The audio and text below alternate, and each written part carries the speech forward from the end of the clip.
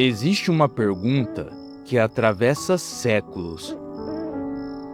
Uma pergunta que já fez reis, arqueólogos, teólogos e aventureiros atravessarem desertos, explorarem cavernas e gastarem fortunas em busca de uma única resposta.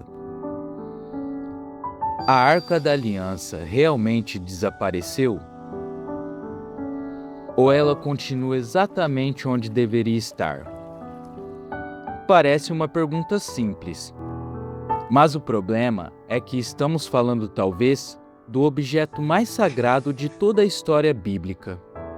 E é aqui que a coisa começa a ficar interessante. Porque diante de todas as evidências arqueológicas que aqui abordaremos, surge uma questão que poucos têm coragem de dizer. E se Deus nunca permitiu que a arca fosse encontrada até o momento certo? Agora repare nisso. A humanidade construiu impérios.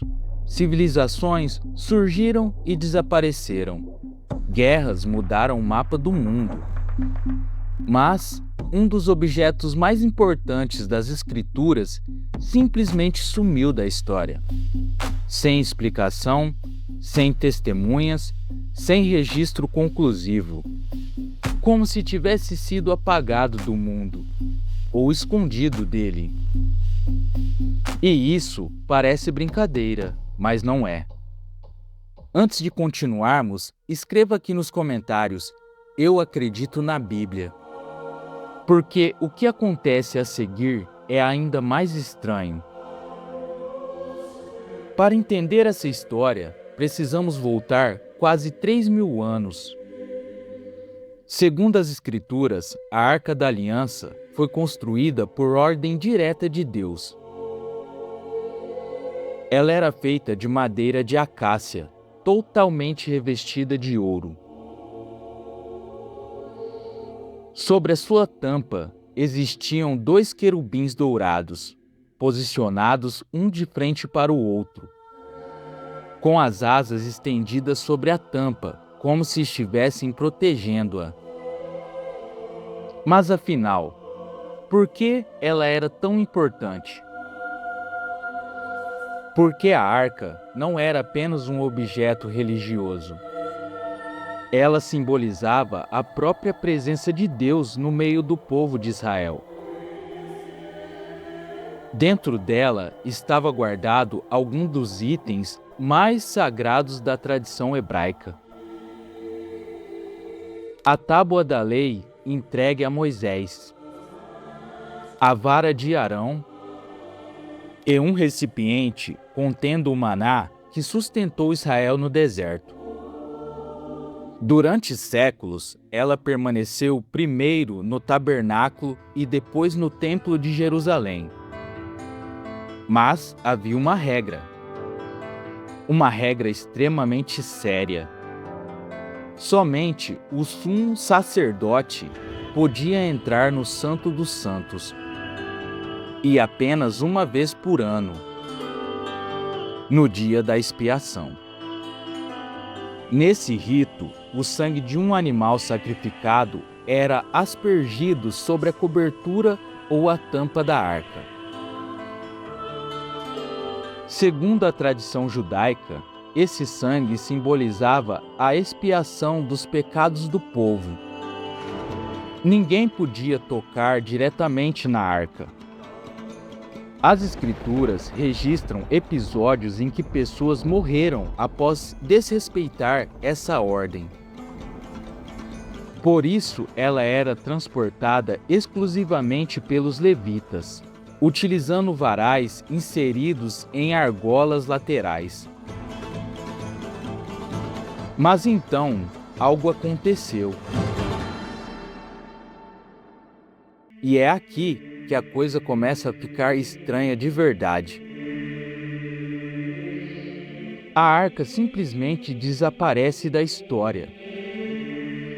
A única referência direta aparece em 2 Coríntios capítulo 35, versículo 3. Ali, o rei Josias ordena aos levitas que devolvam a arca ao templo. Depois disso, nada. Nenhuma descrição, nenhum registro, nenhuma explicação. Silêncio absoluto. Um silêncio ensurdecedor. O mais impressionante é que pouco tempo depois, Jerusalém seria cercada pelos exércitos da Babilônia. O cerco comandado por Nabucodonosor durou mais de 2 anos. O templo foi destruído, os tesouros foram saqueados, os objetos sagrados foram levados para a Babilônia. Mas existe um detalhe que chama atenção. A Arca da Aliança não aparece em nenhuma lista dos objetos capturados. Nenhuma. E isso levanta uma questão. E se ela não foi levada? Onde ela foi parar? Foi destruída? Foi escondida? Ou alguém sabia exatamente o que estava prestes a acontecer? Alguns textos antigos tentaram responder a essa pergunta. No livro de Macabeus, existe a afirmação de que o profeta Jeremias teria escondido a arca na montanha onde Moisés contemplou a terra prometida antes de morrer. Mas aqui começa a ficar interessante, porque outro texto antigo, conhecido como Livro de Baruque, apresenta uma versão ainda mais intrigante. Segundo esse relato, a arca não teria sido levada para longe. Ela teria sido escondida sob Jerusalém e permaneceria oculta até os últimos tempos. Somente então voltaria a aparecer. Agora pense por um instante. Se isso for verdade, isso muda completamente a leitura do caso. Ao longo dos séculos, dezenas de pessoas afirmaram ter encontrado a Arca da Aliança. Reis, exploradores, religiosos, pesquisadores.